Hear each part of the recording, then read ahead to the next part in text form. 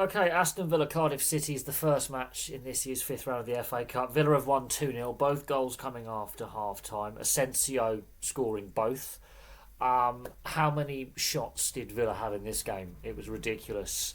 Cardiff, I think, had one shot on target in the entire game. Villa, double figures. I mean, Ethan Horvath in the Cardiff goal has stood on his head, and honestly, it could have been 6, 7, 8, any scoreline you could think of without Horvath and some of his saves. I mean, this could have been a cricket score. The way Cardiff set up, though, I do stress this, doesn't suit how Aston Villa like to play.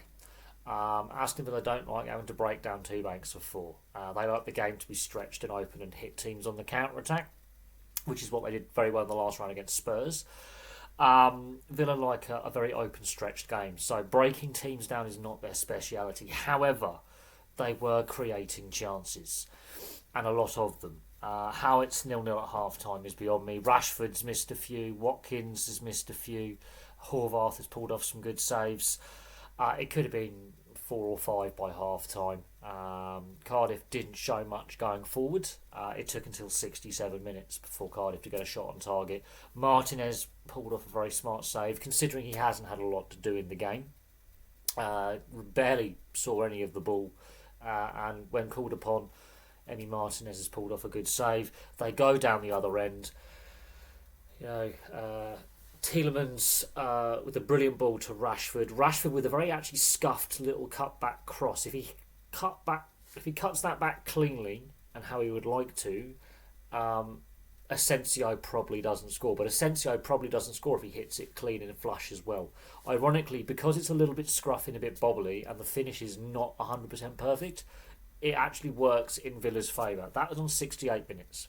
It took 68 minutes for Villa to finally unlock a solid, gritty Cardiff rearguard action.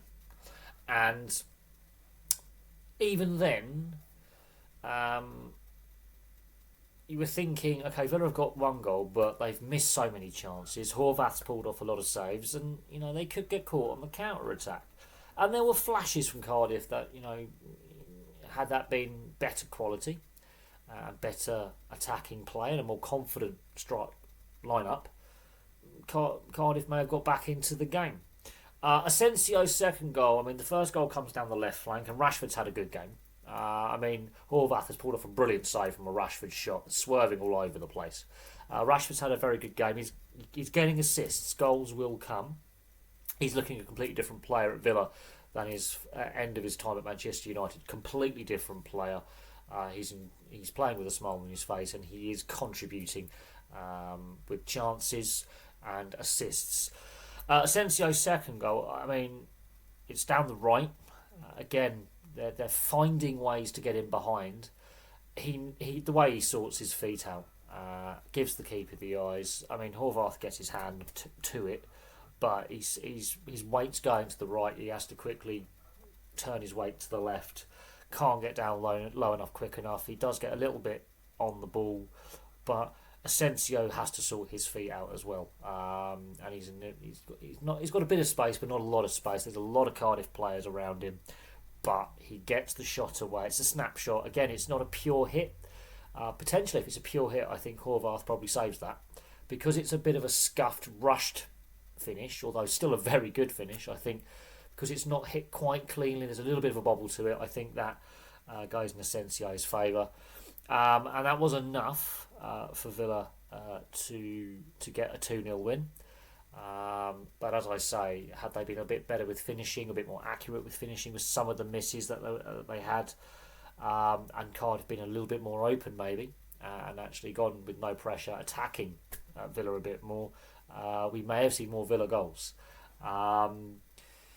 But overall, I think Unai Emery can be quite proud of that performance.